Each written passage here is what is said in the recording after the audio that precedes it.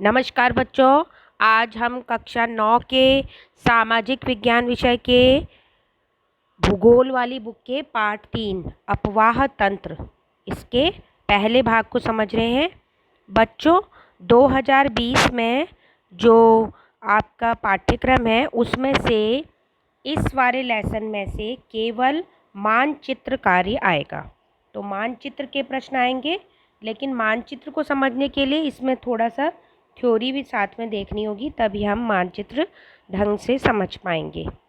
तो इस वाले लेसन में हम केवल मानचित्र पढ़ेंगे।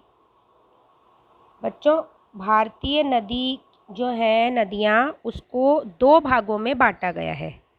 भारत में जो नदियाँ बहती हैं उनको 2 भागों में बांटा गया है। एक है हिमालय की नदियाँ और प्रायद्वीपीय नदियाँ। तो आज हम बच्चों हिमालय क्षेत्र की नदियाँ पढ़ेंगे और हिमालय क्षेत्र की नदियों को मानचित्र में भरना देखेंगे। और अच्छा यह होगा कि आप साथ में मानचित्र लेकर बैठेंगे और साथ में भरेंगे तो आपको भरना भी आ जाएगा। तो बच्चों हिमालय क्षेत्र की नदियाँ जो हैं वो वापस से 3 भागों में बांटी गई हैं। एक तो जो है सिंधु नदी तंत्र। सिंधु नदी तंत्र, यह सिंधु नदी हिमालय से निकलती है और सिंधु नदी तंत्र इसमें जो इसकी जो सहायक नदियां हैं वे सभी इसमें शामिल है सिंधु नदी तंत्र में। इसी प्रकार दूसरा गंगा नदी तंत्र। गंगा नदी और गंगा की जो सहायक नदियां हैं वे सभी इसमें शामिल है। फिर तीसरा ब्रह्मपुत्र नदी तंत्र, यह भी भारत में बहती है और भारत के पूर्वी भाग को सिंचाई प्रदान करती है, जल की सुविधा प्रदान करती है ब्रह्मपुत्र नदी तंत्र। ब्रह्मपुत्र और उसकी जितनी भी सहायक नदियां हैं वो सब मिला के ब्रह्मपुत्र नदी तंत्र कहलाती हैं। अब बच्चों हम मैप में भरेंगे और जो है मैप के साथ साथ हम देखेंगे कि किस प्रकार हम इसको भर सकते हैं। तो बच्चों सबसे पहले हमने पढ़ा कि हिमालय क्षेत्र की नदियां पढ़ रहे हैं हम जैसा कि आज, तो इसमें सिंधु नदी तंत्र, ये बच्चों आप देखेंगे सिंधु नदी तंत्र, सिंधु नदी आप देख रहे हैं। सिंधु नदी और इसकी प्रमुख जो है सहायक नदियां हैं ये आप देख रहे हैं। सिंधु, उसके नीचे देखेंगे ये पाकिस्तान में देखेंगे झेलम, चेनाब, रावी और सतलुज, ठीक है।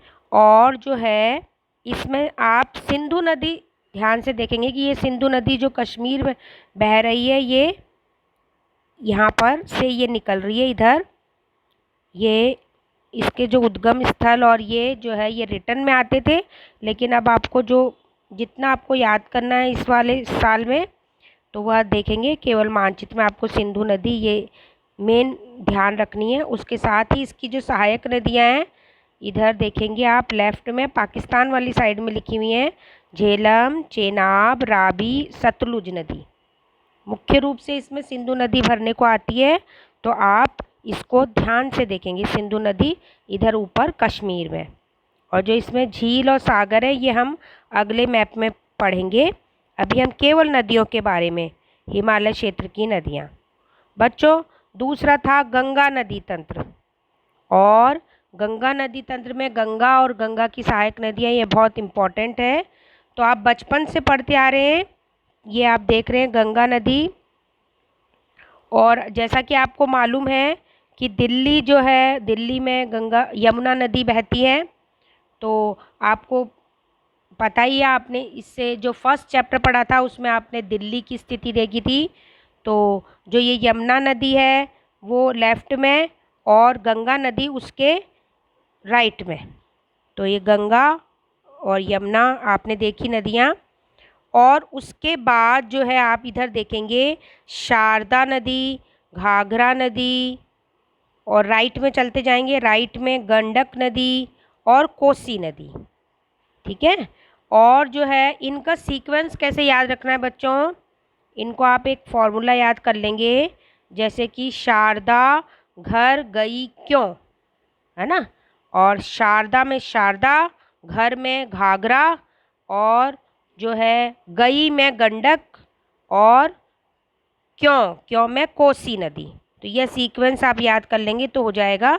ये गंगा नदी तंत्र की कुछ मुख्य नदियां हैं, और गंगा और यमुना तो मैं इसलिए इसका फॉर्मूलों में नहीं शामिल किया है क्योंकि ये तो आप बचपन से पढ़ते आए हैं, तो इसीलिए गंगा और यमुना, और उसके बाद में शारदा, घर, गई, क्यों, शारदा नदी, घाघरा नदी, गंडक नदी और कोसी नदी। अब बच्चों, ये जो गंगा नदी तंत्र है, इसमें नीचे से देखेंगे हम, आपने पिछले वाले पार्ट में पढ़ा था कि मध्य उच्च भूमि के बारे में। तो मध्य उच्च भूमि वाला यह क्षेत्र यहाँ से निकलती है। ये चंबल नदी, इधर देख रहे होंगे आप, चंबल, बेतवा और सोन, ये नीचे से है ना, वो जो है मध्य उच्च भूमि वाले क्षेत्र से आती हैं। मालवा के पठार से जो है चंबल और बेतवा, और आपने बघेलखंड और बुंदेलखंड पिछले वाले पार्ट में आपको पढ़ाया था, तो वहाँ से सोन नदी निकलती है। तो आप ध्यान रखेंगे, चंबल, बेतवा और सोन नीचे से गंगा नदी में उत्तर में मिलती है। पहले चंबल और बेतवा यमुना में मिलती है, और फिर ये गंगा में मिल जाती हैं टोटल मिला के, और फिर उसके बाद ये सोन नदी नीचे जो है उधर गंगा यमुना ये जो मिली हुई जो है उसके साथ घाघरा नदी में मिलती है। अब बच्चों, ये तो गंगा नदी तंत्र है। अब हम देखेंगे ब्रह्मपुत्र। ब्रह्मपुत्र में ये देखेंगे आप, दिहांग जो है, दिहांग ये आप देख रहे होंगे है ना। लास्ट जब हमने हिमालय के बारे में पढ़ा था तब आपको ध्यान होगा, तिस्ता से दिहांग नदी तक वाले भाग को असम हिमालय कहते हैं, ये हमने पढ़ा था। तो यह वही नदी है दिहांग नदी, और तिस्ता नदी इधर सिक्किम में, ये सिक्किम में है ना, इसमें बताई नहीं है लेकिन आपको तब बताई थी मैंने। तो अब जो है ये आप देख रहे होंगे ब्रह्मपुत्र नदी, तो ये ब्रह्मपुत्र नदी तंत्र है। तो आज जो है देखेंगे आप, हमने ये मैप ही आएगा इस वाले लेसन में। 2021 में जो आपका सेशन है 2020-2021 का, तो उसके लिए जो आपका सिलेबस डिसाइड हुआ है वो यही कि इस वाले लेसन में से केवल मानचित्र आएगा।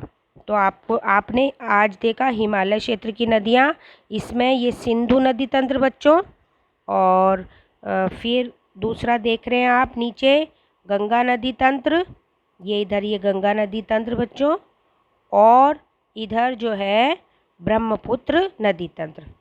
ठीक है बच्चों, तो इसमें जो है आप दिहांग, लोहित और ब्रह्मपुत्र, इसमें केवल 3 ही है ब्रह्मपुत्र नदी तंत्र में, दिहांग नदी, लोहित और ब्रह्मपुत्र।